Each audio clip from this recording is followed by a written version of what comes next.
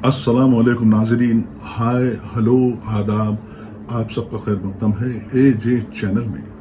जी हाँ, इस्तकबाल है, वेलकम है, खैर मकदम है नाजरीन। रमज़ान का आखिरी अशरा रोब अख्ताम है। कुछ ही दिनों में पूरे रोज़े मुकम्मल हो जाएंगे और आखिरी अशरे में एक ऐसी रात आती है जिसे हम शब क़द्र कहते हैं। जी हाँ नाजरीन, क़द्र वाली रात, अज़मत वाली रात, बरकत वाली रात, फ़यूज़ वाली रात, और ये ऐसी रात है जिसमें इंसान अपने गुनाहों से नजात पाता है, उसकी बख्शिश के इम्कान बढ़ जाते हैं और फरिश्ते बंदे जो इबादत में मसरूफ़ हैं, ज़िक्र अज़कार में मसरूफ़ हैं, उनकी मग़फ़िरत के लिए, उनकी नजात के लिए, उनकी नेकियों में इजाफे के लिए खुद दुआ करते हैं। बल्कि शाम से वो आ जाते हैं और फजर तक, बल्कि सुबह तक यहीं पर आसमान से ज़मीन पर आते हैं और नेक बंदों की सिफारिश करते हैं अल्लाह ताला को। नाजरीन, जैसा कि आप जानते हैं, शब क़द्र के मुताल्लिक़ कहा जाता है, रिवायत भी यही है कि वही आई जब अल्लाह के पास से हुक्म आया तो हुज़ूर अक़दस सल्लल्लाहु अलैहि वसल्लम को एक तारीख़ बता दी गई थी कि इस तारीख़ को शब क़द्र होगी। लेकिन जब वो घर से बाहर तशरीफ़ लाए तो दो मुसलमानों के बीच झगड़ा चल रहा था, लड़ाई चल रही थी। तो इसमें वो चीज़ रसूलुल्लाह के भी जहन से निकल गई और अल्लाह ताला ने भी उसका तयन फिर वापस ले लिया, सरेंडर कर दिया। इसमें भी अल्लाह की भलाई थी। जी हाँ, अल्लाह के हर काम में मसलिहत होती है, भलाई होती है। और अल्लाह ताला ने हुक्म दिया कि जाओ आखिरी अशरे में तलाश करो और ताक रातों में शब क़द्र को पाओ, यानी 21, 23, 25, 27, 29। और इसका नतीजा ये निकला कि और इबादत इजाफा हो गई, जौक दर जौक लोग हर ताक़रात का एहतमाम करने लगे और शब क़द्र को तलाश करने लगे। इस तलाश में वो यकीनन नेकियों के मेराज तक पहुंच सकते हैं, क्योंकि जब एक मुक़र्रर तारीख़ मालूम हो तो शायद बंदा एक रात पढ़ने के बाद मुतमईन हो जाए या फिर इत्मीनान की तरफ चल पड़े। लेकिन तलाश की बात हो गई तो फिर जुस्तजू बढ़ गई। जुस्तजू का मतलब इन्हमाक, कंसंट्रेशन, और हर रात को भी हम उसी एहतमाम से मनाते हैं। और शब क़द्र अज़मत वाली रात है, इस बात से किसी को इनकार नहीं है। खुद सूरह क़द्र में कहा गया कि खैरुम मिन अल्फ़ि शहर, यानी ये आज की रात 1000 महीनों से बेहतर है। यानी आज जो अमल करेंगे आप वो उसका अजर और सवाब आपको 83 साल 4 माह, 1000 महीनों का अगर हिसाब करें स्टैटिस्टिक्स तो 83 साल 4 माह होंगे। यानी आज इबादत करें तो आपको इतना सवाब मिलेगा। और अल्लाह ताला जिसको हर साल शब क़द्र देता है, नसीब फरमाता है, वो बंदे खुशकिस्मत हैं। तभी तो हम दुआ करते हैं कि या अल्लाह हमें अगली शब क़द्र तक हमें सेहतमंद रख, ताकि हम तेरे फ़यूज़ व बरक़ात लूट सकें और ज़्यादा से ज़्यादा मक़दार में हासिल कर सकें। और बाज़ रिवायतों के तहत उलमाए कराम ने कहा कि 27वीं शब क़द्र होनी चाहिए। और इस रिवायत में भी कई चीज़ों को भी, कई नुक्तों को भी एक जगह इर्तिबात करके, कोरिलेट करके बताया गया कि 7 अगर कहें तो हफ्ते के दिन 7 होते हैं, ज़मीन 7 है, आसमान 7 है, और काबे का तवाफ भी 7 है, असहाब कहफ भी 7 थे, और अय्यूब अलैहिस्सलाम, नाज़रीन जिसका हमने जिक्र पिछले वीडियो में अंबिया के इम्तिहान में आपसे अर्ज़ किया था कि आपकी भी काफ़ी आजमाइश ली गई, तो आप भी 7 साल आजमाइश में मुब्तला रहे। और इसके अलावा हुज़ूर अक़दस सल्लल्लाहु अलैहि वसल्लम की शादी या निकाह जब हज़रत आयशा से हुआ था, आयशा रज़ी अल्लाह ताला अन्हा उम्मुल मोमिनीन से, उनकी भी उम्र 7 साल थी। और अबू हुरैरा और दीगर सहाबा ने भी इस जानिब इशारा फरमाया है। और बास को तो 27 के अदद पर एतिक़ाद भी होता था कि वो नेकफाल हो, और 27 में भी कहते हैं कि 7 का लफ्ज़ आता है, 7 और 2 मिलकर बनते हैं 27, तो इस दवा 27 को ठहराया गया है। लेकिन फिर ताकीद की गई कि आखिरी अशरे में तलाश करो, हमारी तलाश होनी चाहिए, क्योंकि समंदर में गोताखोर जितनी गहराई को जाएगा उसे उतना उम्दा मोती मिलेगा, उसकी तलाश जितनी अच्छी होगी उसका समरा, उसका फल उतना अच्छा मिलेगा। तो शब क़द्र अज़मत वाली रात है, 1000 महीनों से बेहतर रात है, और इसका दर्जा बहुत बुलंद है, काफ़ी बुलंद बाला है, बरतर है। और अल्लाह ताला ख़ास अपने रहम करम के ज़रिए अपने बंदों पर बारिश फरमाता है रहमत की, अपने इनामात की। तो हमें चाहिए कि हम जब हर अशे का एहतमाम ख़ास तौर पर कर रहे हैं, जैसे कि पहले दहे को हमने रहमत के लिए اور دوسرے دہے کو مغفرت کے لیے مختص کیا، اور تیسرے دہے میں جہنم سے نجات سے منسلک بات ہو رہی ہے۔ تو شب قدر ان تمام نیکیوں کو اور بھی بلندی کی طرف لے جاتی ہے، اور نیکیوں کا اکاؤنٹ یا پھر اس کا کھاتا بہت زیادہ جمپ ہوتا ہے، اور کمپاؤنڈ انداز میں یعنی مرکب طریقے سے اس میں کئی گنا ثواب اور اجر ملتا ہے کہ آج کی رات ہم نماز اور ذکر و اذکار، تلاوت قرآن مجید اور قضائے عمری۔ ناظرین، اس سے پہلے میں شب برات کے وقت بھی یہی عرض کر چکا تھا کہ قضائے عمری کو اہمیت دیں، کیونکہ جتنی نمازیں قضا ہو گئی ان کا حساب تو برابر ہونے والا ہے۔ چاہے آپ کتنے بھی نیکیاں کر لیں، نیکیوں کا بدلہ ملے گا، لیکن اس بنا پر چھوٹی ہوئی نمازوں کو چھوڑا نہیں جائے گا۔ چاہے نماز ہو یا روزہ ہو، اس کا تو قضا کرنا ہے۔ عذر شرعی ہو تو الگ بات ہے، روزے میں آپ استثناء مل سکتی ہے، لیکن جیسے ٹھیک ہوں اس کو تکمیل کر لیں۔ اور دین اسلام بھی ایک معتدل پسند مذہب ہے، اعتدال ہے، اس میں سختی نہیں ہے، اس میں اور نہ کوئی تکرار ہے۔ لا اکراہ فی الدین، دین اسلام میں تکرار بھی نہیں ہے، سختی بھی نہیں ہے، بالکل الاسٹک ہے، لچکدار ہے، اور بندوں کی سہولیت کے اعتبار سے اسلام کے تمام اعمال و افعال ہم کر سکتے ہیں۔ تو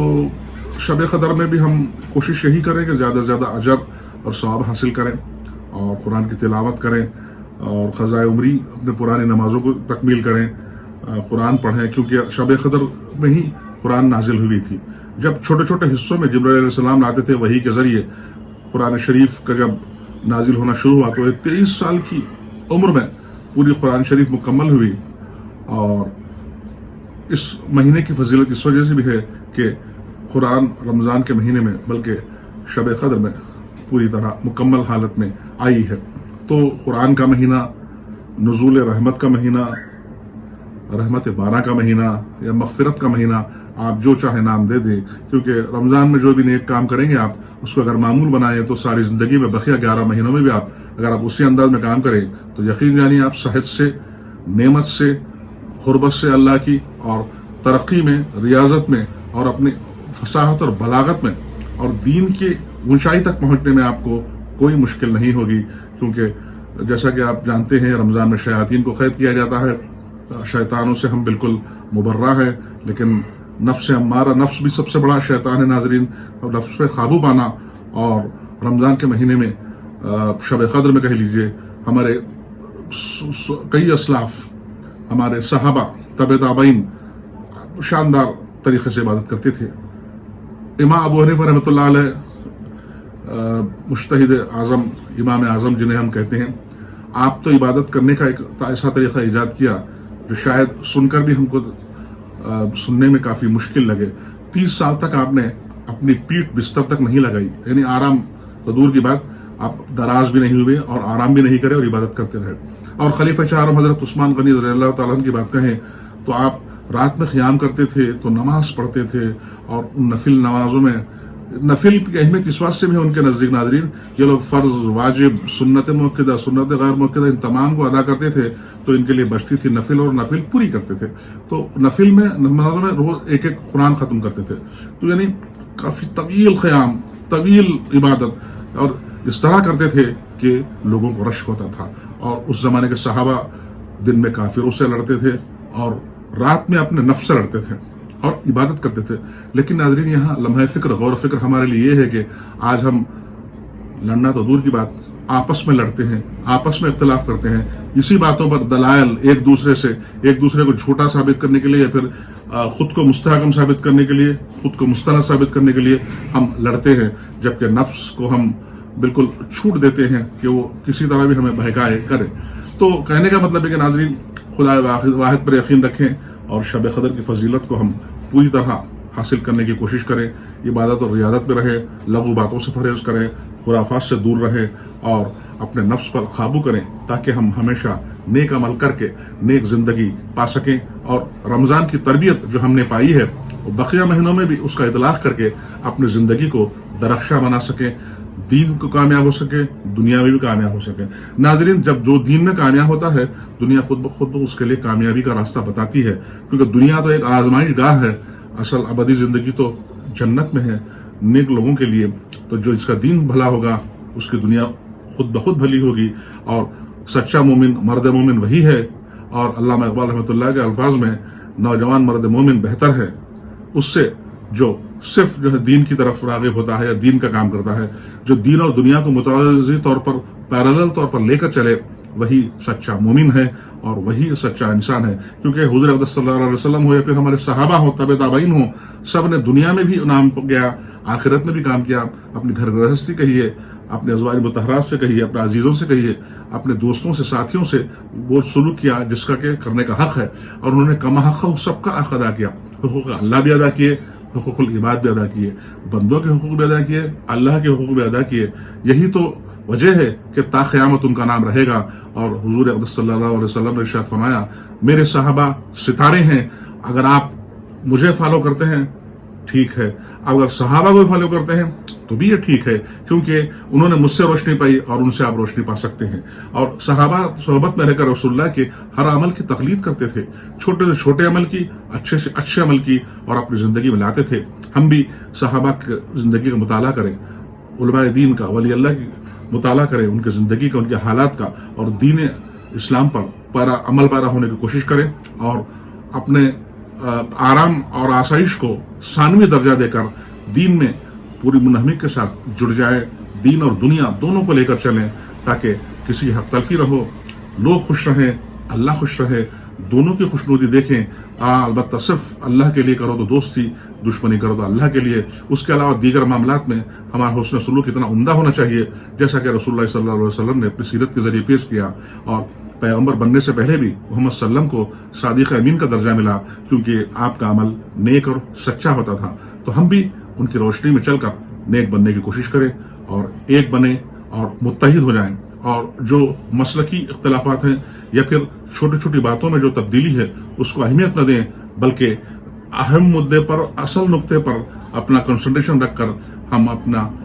دین اسلام کا فریضہ ادا کریں اور ایک دوسرے کے لیے اچھا خیال رکھیں. کیونکہ شب قدر میں بھی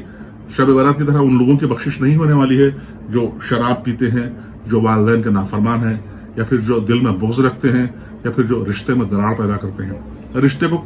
ختم کرنا تو ناظرین، رشتے میں دراڑ کے لیے ضروری یہ نہیں کہ آپ لڑ جھگڑ کر رشتہ توڑیں، بلکہ کسی سے منہ موڑ لینا، ایک طرح سے ریزرو ہو جانا، یا پھر کسی سے تعلق اس لیے نہ رکھنا کہ اگر اس سے رکھیں تو شاید ہمیں اس کی مدد کرنی پڑے، یا پھر یہ ہمارے گلے پڑ سکتا ہے. سوچنا یہ بھی رشتے کو ختم کرنے کی ایک مجہول علامت ہے جو دکھائی تو نہیں دیتی، لیکن اس کا اثر نقصان رساں ہوتا ہے، مضر رساں ہوتا ہے. تو ہم اپنے رشتہ دار، عزیز اقربا، ان سب کا خیال کریں. اور